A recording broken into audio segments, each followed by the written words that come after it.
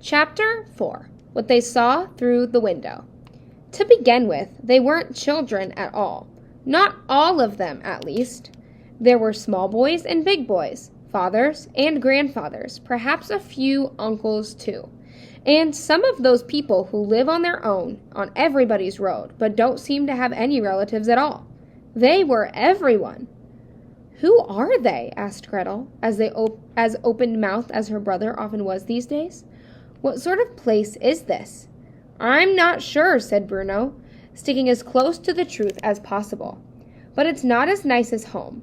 I do know that much." "And where are all the girls?" she asked, "and the mothers, and the grandmothers?" "Perhaps they live in a different part," suggested Bruno. Gretel agreed. She didn't want to go on staring, but it was very difficult to turn her eyes away.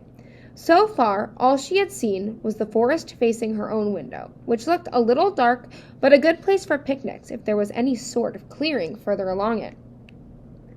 But from this side of the house, the view was very different. It started off nicely enough.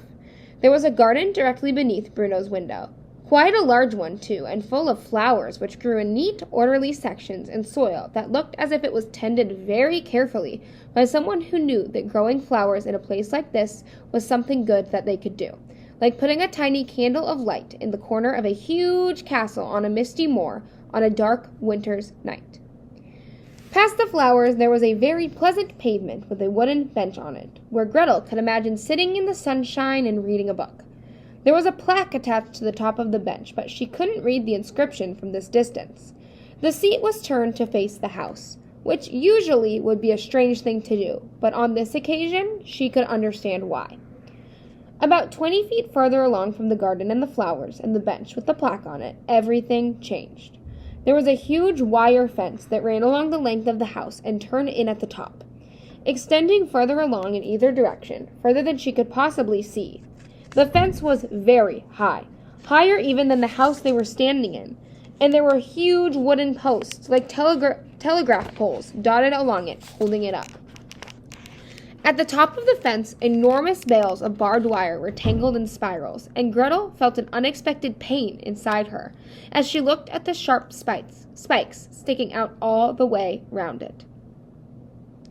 There wasn't any grass after the fence. In fact, there was no greenery anywhere to be seen in the distance. Instead, the ground was made of a sand-like substance, and as far as she could make out, there was nothing but low huts and large, square buildings dotted around, and one or two smokestacks in the distance. She opened her mouth to say something, but when she did, she realized she couldn't find any words to express her surprise. And so, she did the only sensible thing she could think of, and closed it again. "You see," said Bruno from the corner of the room, feeling quietly pleased with himself because whatever it was that was out there, and whoever they were, he had seen it first, and he could see it whenever he wanted, because they were outside his bedroom window and not hers, and therefore they belonged to him, and he was the king of everything they surveyed, and she was his lowly subject. "I don't understand," said Gretel. "Who would build such a nasty-looking place?" "It is a nasty-looking place, isn't it?" agreed Bruno. "I think those huts have only one floor, too. Look how low they are." "They must be modern types of houses," said Gretel. "Father hates modern things." "Then he won't like them very much," said Bruno. "No," replied Gretel. She stood still for a long time, staring at them. She was 12 years old and was considered to be one of the brightest girls in her class. So she squeezed her lips together and narrowed her eyes and forced her brain to understand what she was looking at. Finally, she could think of only one explanation. "This must be the countryside," said Gretel, turning around to look at her brother triumphantly. "The countryside? Yes, it's the only explanation, don't you see? When we're at home in Berlin, we're in the city. That's why there are so many people and so many houses and the schools are full, and you can't make your way through the center of town on a Saturday afternoon without getting pushed from pillar to post." "Yes," said Bruno, nodding his head, trying to keep up. "But we learned in geography class that in the countryside, where all the farmers are and the animals, and they grow all the food, there are huge areas like this where people live and work and send all the food to feed us." She looked out of the window again at the huge area spread out before her, and the distance that existed between each of the huts. "This must be it. It's the countryside. Perhaps this is our holiday home," she added hopefully. Bruno thought about it and shook his head. "I don't think so," he said with great conviction. "You're 9, countered Gretel. "How would you know? When you get to my age, you'll understand these things a lot better." "That might be so," said Bruno, who knew that he was younger but didn't agree that that made him any less likely to be right. "But if this is the countryside like you say it is, then where are all the animals you're talking about?" Gretel opened her mouth to answer him, but couldn't think of a suitable reply, so she looked out of the window again instead, and peered around for them, but they were nowhere to be seen. "There should be cows and pigs and sheep and horses," said Bruno. "If it was a farm, I mean, not to mention chickens and ducks." "And there aren't any," admitted Gretel quietly. "And if they grew food here like you suggested," continued Bruno, enjoying himself enormously, "then I think the ground would have to look a lot better than that, don't you? I don't think you could grow anything in all that dirt."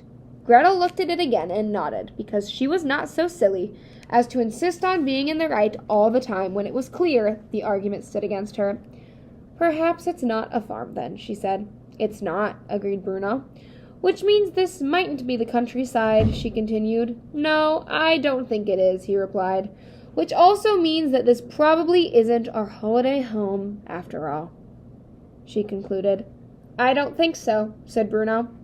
He sat down on the bed and for a moment wished that Gretel would sit down beside him and put her arm around him and tell him that it was all going to be all right and that sooner or later they get to like it here and they never want to go back to Berlin. But she was still watching from the window, and this time she wasn't looking at the flowers or the pavement or the bench with the plaque on it, or the tall fence or the wooden telegraph poles or the barbed wire bales or the hard ground beyond them, or the huts or the small buildings or the smokestacks. Instead, she was looking at the people. "Who are all those people?" she asked in a quiet voice, almost as if she wasn't asking Bruno, but looking for an answer from somewhere else. "And what are they all doing there?" Bruno stood up, and for the first time, they stood together, shoulder to shoulder, and stared at what was happening not 50 feet away from their new home. Everywhere they looked, they could see people, tall, short, old, young, all moving around. Some stood perfectly still in groups, their hands by their sides, trying to keep their heads up as a soldier marched in front of them, his mouth opening and closing quickly, as if he were shouting something at them. Some were formed into a sort of chain gang and pushing wheelbarrows from one side of the camp to the other, appearing from a place out of sight and taking their wheelbarrows further along behind a hut, where they disappeared again. A few stood near the huts in quiet groups, staring at the ground as if it was the sort of game where they didn't want to be spotted. Others were on crutches and many had bandages around their heads. Some carried spades and others were being led by groups of soldiers to a place where they could no longer be seen. Bruno and Gretel could see hundreds of people, but there were so many huts before them, and the camp spread out so much further than they could possibly see, that it looked as though there must be thousands out there. "And all living so close to us," said Gretel, frowning. "In Berlin, on our nice quiet street, we only had 6 houses, and now there are so many. Why would Father take a job here in such a nasty place and with so many neighbors? It doesn't make any sense." "Look over there," said Bruno, and Gretel followed the direction of the finger he was pointing and saw, emerging from a hut in the distance, a group of children huddled together and being shouted at by a group of soldiers. The more they were shouted at, the closer they huddled together, but then one of the soldiers lunged towards them and they separated and seemed to do what he had wanted them to do all along, which was stand in a single line. When they did, the soldiers all started to laugh and applaud them. "It must be some sort of rehearsal," suggested Gretel, ignoring the fact that some of the children, even some of the older ones, even the ones as grown up as her, looked as if they were crying. "I told you there were children here," said Bruno. "Not the type of children I want to play with," said Gretel in a determined voice. "They look filthy. Hilda and Isabel and Louise have a bath every morning, and so do I. Those children look like they've never had a bath in their lives." "It does look very dirty over there," said Bruno, "but maybe they don't have baths." "Don't be stupid," said Gretel, despite the fact that she had been told time and time again that she was not to call her brother stupid. "What kind of people don't have baths?" I don't know, said Bruno. People who don't have any hot water? Gretel watched for another few moments before shivering and turning away. I'm going back to my room to arrange my dolls, she said. The view is decidedly nicer from there. With that remark, she walked away, returning across the hallway to her bedroom, and closed the door behind her. But she didn't go back to arranging her dolls quite yet. Instead, she sat down on the bed, and a lot of things went through her head. And one final thought came into her brother's head as he watched the hundreds of people in the distance going about their business, and that was the fact that all of them, the small boys, the big boys, the fathers, the grandfathers, the uncle, the people who lived on their own on everybody's road but didn't seem to have any relatives at all, were all wearing the same clothes as each other, a pair of gray striped pajamas with a gray striped cap on their heads.